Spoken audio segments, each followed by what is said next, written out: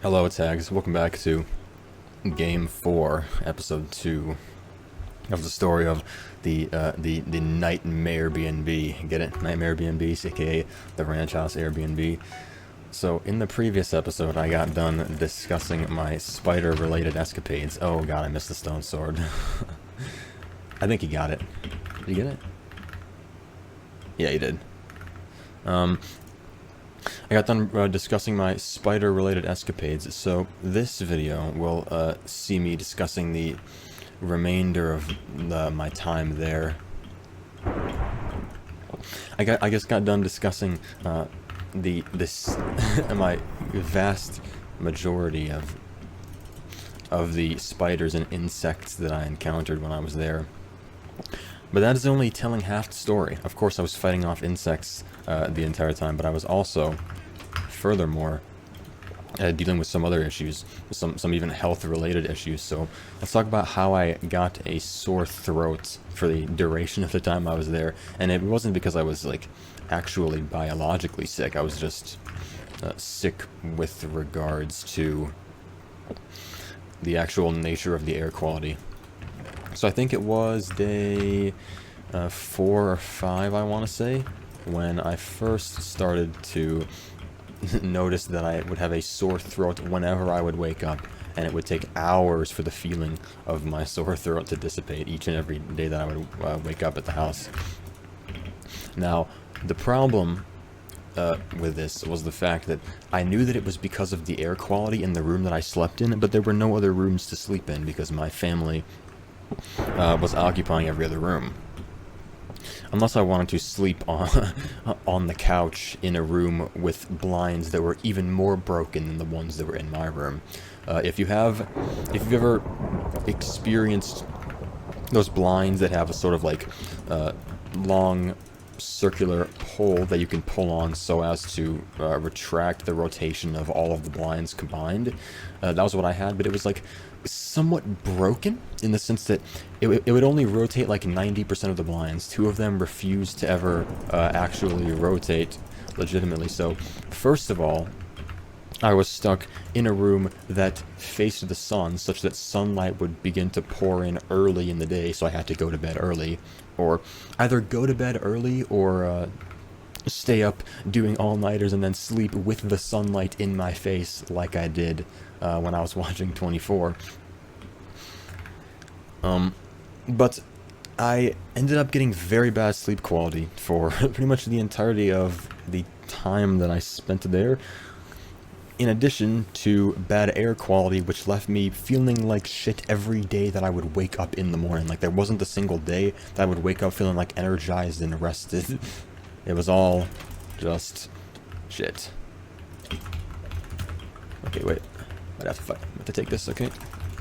I'm being a fucking loser, but that's the nature of the game. This guy's gonna be the primary target.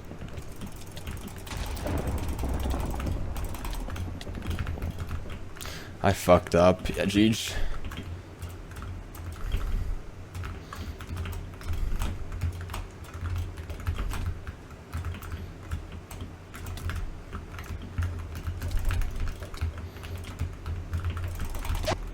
Okay.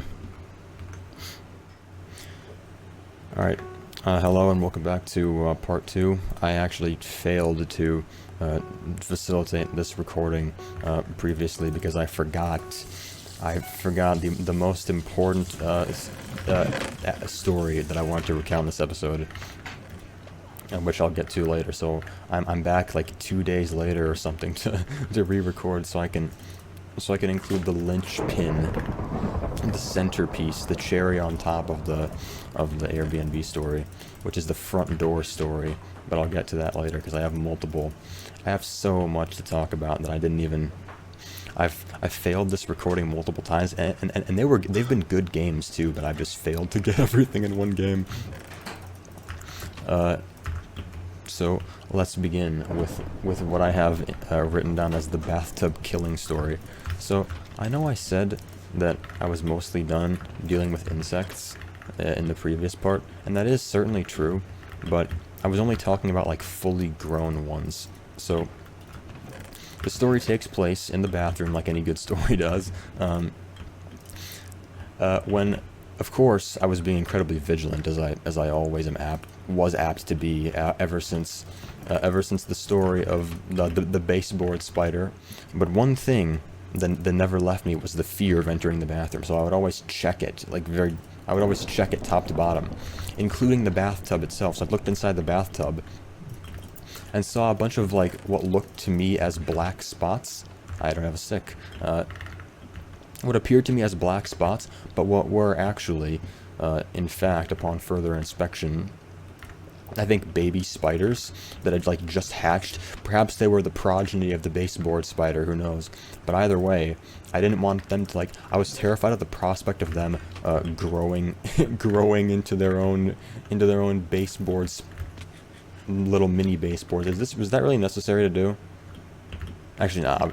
If I go back up and he shoots me off again, I'm done for. I'd be toast. I have to wait. I love doing this to people where they think they've chased me off, but I instantaneously turn around. It always catches them off guard. That's how I get away with my running away crimes. I would go check the chest inside the parkour to the left of me on screen as I was double F5 there, but there's no point. But yeah, I swiped all of the baby spiders up with like a wipe in one fell swoop. But that's not the only bathroom related story I have left. That's why I actually have one more. And it is the fruit fly story. So I was late for school, but it was early in the semester, thankfully. So I didn't have to worry about, at least I had another pair of fucking iron boots. I thought I'd burn my only pair for a sec. It was very early on in the school semester, so I felt, as if the fact that I was late on this particular day wouldn't be as big of a deal, but I still ended up getting really pissed off because there was a fruit fly in the bathroom, and it actually got inside of the shower with me when I was trying to take a shower, and I was I was so frustrated by this point because I was already late for school, just trying to take a shower. The faucets, the actual shower faucet, sucked. It didn't spew out enough water for me to wash myself properly. But I ended up talking to myself. I was talking to myself and getting really mad. I was like, what is this? This, fuck off, get me out of this. And my dad was concerned enough that he actually checked up on me. He cracked the door to the bathroom open a little bit, and he was like, yo, are you okay? Does this guy have a rod? That's really all I'm concerned about. Oh. Stick? Oh, it's not looted. You would think something that obviously would be looted. But that comprises the, oh, fuck you.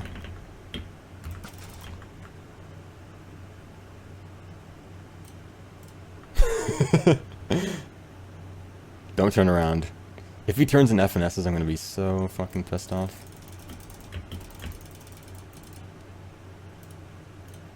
The fact that I'm playing on a low FOV has never been more evident than right now.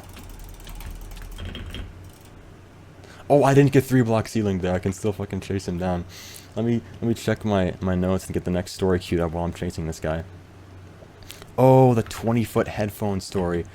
Okay, so the 20-foot headphone story, or the 20-foot headphone cable story, I should say, is the story of how I purchased a 20-foot USB-A to USB-A headphone extension cable as a result of the fact that my parents were concerned about how loud the volume of 24 would be, which is the show that I was watching late at night.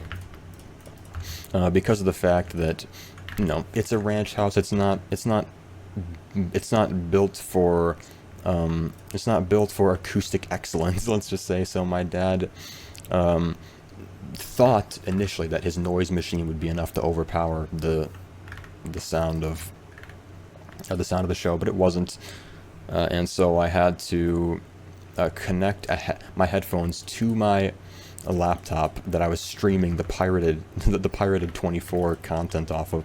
The only problem with that being the fact that I wanted to also sit on the couch in the living room at the same time while doing that, which resulted in the 20-foot USB-A to USB-A headphone cable solution that finally allowed me to watch in peace without being bothered. By the way, if you need a website that will always be available, that will always have pirated websites available. Normally, I download my shows beforehand, so I don't have to deal with like any streaming related buffering. But if you do still like stream your pirated content, go to fmhy.net because they'll always have torrents available, or like live streamable torrents available. That is. So we come to the linchpin, the legendary story, the story that will finalize the ranch house saga, and that is, of course, the front door story that I so foolishly forgot to recount. Now, one thing about me is that I have a fucked up sleep schedule, and because of that, I oftentimes end up waking up late enough to the point where everybody in my family is already asleep by the time I get hungry for the third time of the day. And sometimes that can be as late as like 12:30 a.m. or 1 a.m. when I get hungry. This issue was particularly exacerbated, I may add, by the fact that we didn't take everything from our own personal home fridge to the ranch house. All that to say that at I think it was like 12:30 or 12:45 a.m. I decided to take a trip to Wendy's and get some food. But the story doesn't begin with getting Wendy's. It begins when I get back. So, are they teaming? Oh, I guess they are. I guess I'll just leave them alone. But when I got back from Wendy's, I opened the front door. Now, the thing about the front door is that it had like a sort of I'm not sure what it was. It wasn't an alarm, but it was something adjacent to an alarm system. You had to enter a 4-digit PIN code into the system before it would let you enter the house. But I couldn't reach it because the biggest fucking spider I have ever seen was hanging directly in front of it. Directly on the keypad that you enter the the code on. And I didn't know what to do because there were only 2 entrances to the house. Now, there was the front door, which I obviously couldn't access for obvious reasons, and the back door, which in order to get to, I would have had to walk through thick brush that hadn't been cleared in such a long time at night. Who knows what's hiding in the brush? I could get a tick. There could be another fucking huge spider awaiting me. And I mean, like, I didn't know what to do. Because here's the thing. When I left the house, you have to activate the PIN code to lock the door. So I locked it, just to be safe. I activated the PIN code. It wasn't there. When I locked it the first time, I don't know where it was because I was only gone for like 20 minutes. It only took 20 minutes. And the thing is, oh, well, a spider can crawl a long distance in 20 minutes, but it's not going to crawl very far if it has no reason to do that. You know what I'm saying? It's not gonna put a bunch of distance on wherever it's staying at if it doesn't see a sort of what is the word? I can't think of the word. It's a word that pertains to like homeostasis. That's the word. It wouldn't see a homeostatic need to move far from wherever it was hiding, presumably in the fucking grass or whatever. So it must have been on some shit. All that to say. But back to what I was doing, which was fucking standing there scared, because here's the thing. The pin pad is not a good location to try and like slam a shoe sideways against as hard as you can. There was no guarantee that if I hit it, that it would die. This is the same. I think I sound like a broken record because sound like a broken record from the previous part of the recording. I wasn't sure that if I hit that it would die. So enter my dad. Because I called him at 12:30. Thankfully, he hadn't gone to bed very, too far time-wise before this story takes place. Otherwise, I would have felt so bad.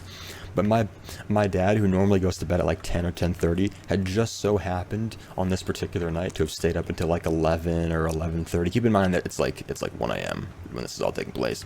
So he wasn't even that tired when I called him to wake him up and was trying to explain to his drowsy, groggy ass about how I couldn't get back in the house. So he comes out the back door, walks through the brush with just like a t-shirt and shorts on, and he sees it, and without even thinking just flicks it right off. Like flick with the index and thumb, just as you would flick some tiny little creature, like flick a crumb off the table. He flicks the biggest spider I've ever seen in my entire life off of the keypad, and then enters the keypad and opens the door. He didn't even say anything. He wasn't mad or anything, which is what you would assume he would be. He didn't even care. And when I asked him the next day, he was like, "Oh, I didn't even really see it. I didn't even really see it properly." I was like, "Dad, that was the biggest fucking spider ever. That was the scariest looking, blackest looking." It looked like, if you were to imagine a silhouette, it looked the scariest possible silhouette-wise that a spider could possibly look. And that is the actual, true last time that I ever had to deal with an insect, because it was only a few days before we left to go back home once and for all, after all was said and done. After this front door story of mine took place. So that is the front door story. That is the story to end all stories that will cap off the Airbnb saga. And now I can finally get on with the game. Where did this guy go? I just saw him. Oh, there he is. No, that's not him. Oh my god. I can make a last stand up in this unfinished construction building here. Are they all coming for me? Oh, no.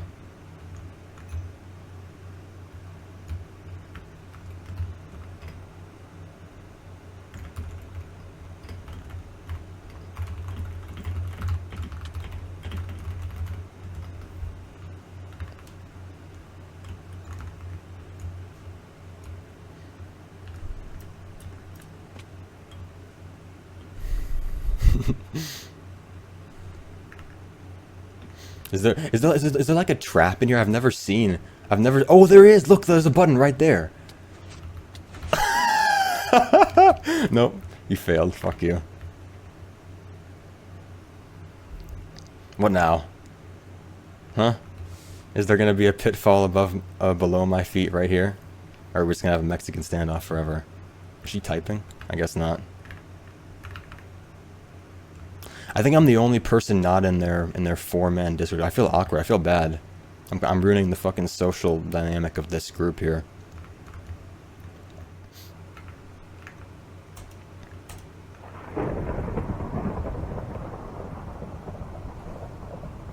Oh, he died. No! I wanted to get another fucking gold ingot. And of course there wouldn't be one in that chest. I just want to craft again. I've been messing around for the past 20 minutes. My recording space is about to be filled up. Oh, come on. Come on. I will never be able to craft again. Never. Ever. Ever! Wait! Oh, I didn't even get to see what was in that chest. Maybe they'll mess around in deathmatch too. I hope they don't. I have to finish this fucking recording. Or, by finish, I mean like literally, like physically end the recording. Taking all of it. Of course there wouldn't be gold in those chests either. Crazy. Crazy. Here's what I'll do. The chest is full, ladies and gentlemen. Wait. Here we go. Carrots. Oh, that crafting speed. No one does it like me. Where's the other one go? There we go. There we go.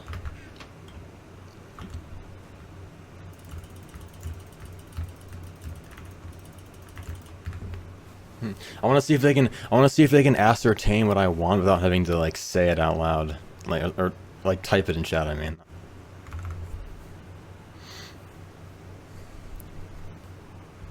Here we go. A valiant fight to end off the fucking video.